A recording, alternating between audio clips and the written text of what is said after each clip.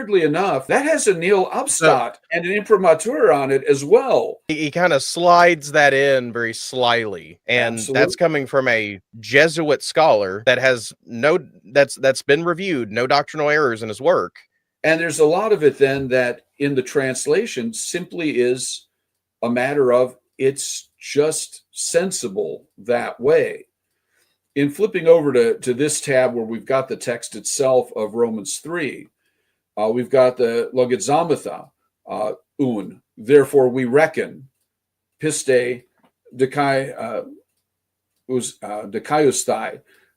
by faith to be saved, anthropon, a man, a human. All right, so we reckon a man to be saved by faith. With anything else? No. Chorus ergon namu, apart from works of law. And so it's okay, what's going on in the whole context?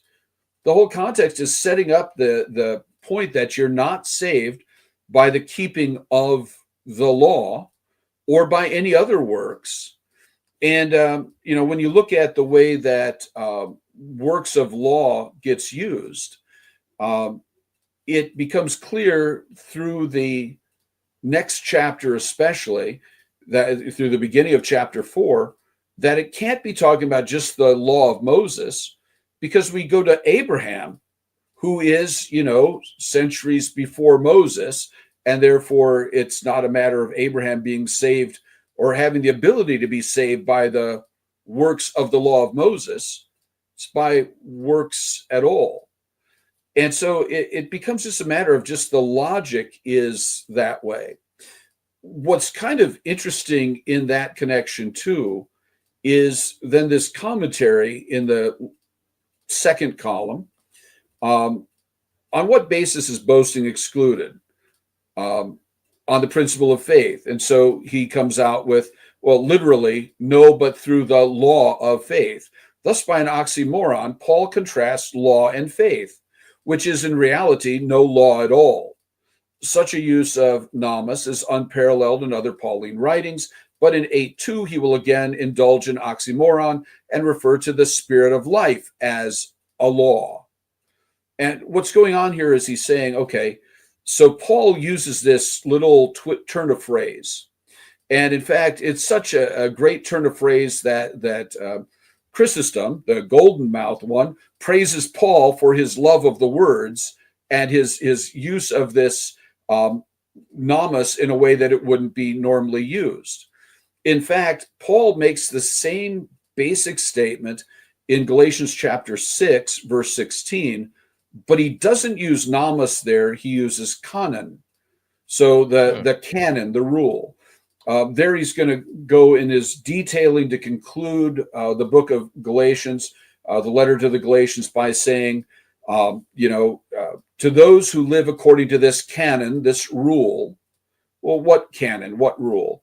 What he says earlier in 6, that neither circumcision nor uncircumcision avails at all, but only the cross of Christ, only the creation of a new circumcised heart through that cross of Christ. The one who lives according to that rule, peace and mercy be upon that one, even the Israel of God. And so Paul's making it clear in his contrast in Galatians that Israel is not the one who keeps the Jewish law best, but the one who realizes that it was not circumcision in and of itself, but what circumcision indicated and gave, namely faith in the coming Messiah, and what is given by the circumcision of the heart, namely, as he points out in Colossians, that which is given to us in baptism, the new creation given us there, that is what then saves. And again, baptism, if it were then rejected later, not continued in by faith in Christ, wouldn't save, because it's something that gives or seals faith to us, and it's through that receptive means of faith that we then have salvation. At any rate, it's interesting that as this commentator in that column goes on, he then hits a little bit more that emphasis and qualification apart from deeds of the law show that in this context, Paul means, quote, by faith alone. Now, it's interesting that he has this in quotation marks, but doesn't quote anybody. And you go, I wonder why that is. And then it's like, well, I wonder who this commentator is. And just to go to another tab so we get there more quickly, it's Joseph A. Fitzmyer, Society of Jesus, in volume 33 of the Anchor Yale Bible. And weirdly enough, that has a nil obstat and an imprimatur on it as well. As the note says, these are official declarations that a book or pamphlet is free of doctrinal or moral error. Doesn't mean that these guys necessarily agree with him, but he's got no doctrinal error. So Rome actually has declared faith alone is not doctrinal error in Fitzmyer's commentary. But he didn't mention that he's quoting Luther.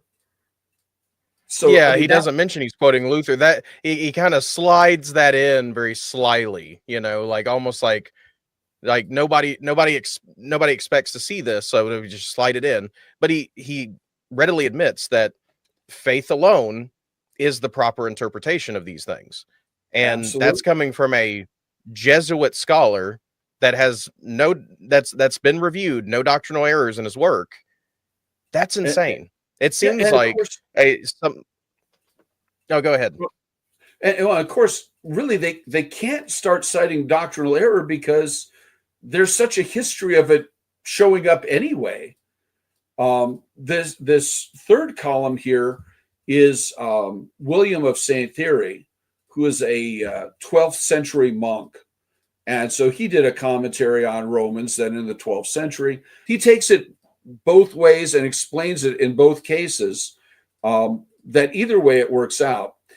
Here, if he lives well, in the middle of the page, if he lives well, it is by God's grace, and that he will not attain the perfection of the love of justice from any other source. So he's saying right there that, okay, if we have works, it's not because we have done anything, but that this is the gift of God.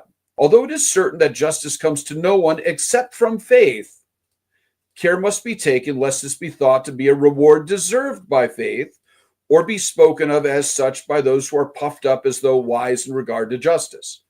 So William of Thierry here is saying, okay, not only is justification by faith, but understand it's not because faith merited justification, it just receives it.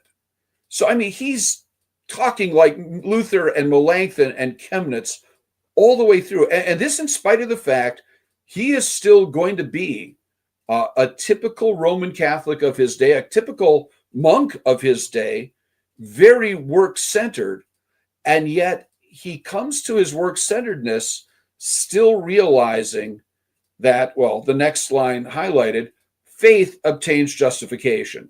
So we have early attestation for the interpretation from a faithful monk before Martin Luther.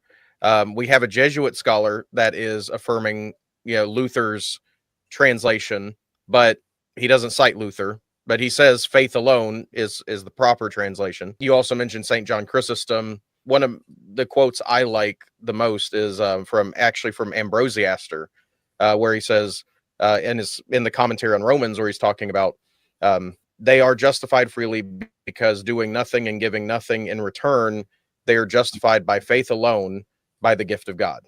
And I like that because I know Ambrosiaster's reputation and stuff, but I mean that's late 4th century. That's pretty early. Yeah, it's kind of weird. Just the fact that people thought that it was written by Ambrose himself, that in and of itself, it's not that it just, okay, well, that gave it credibility. It sounded like him. It sounded right, like what the Orthodox taught.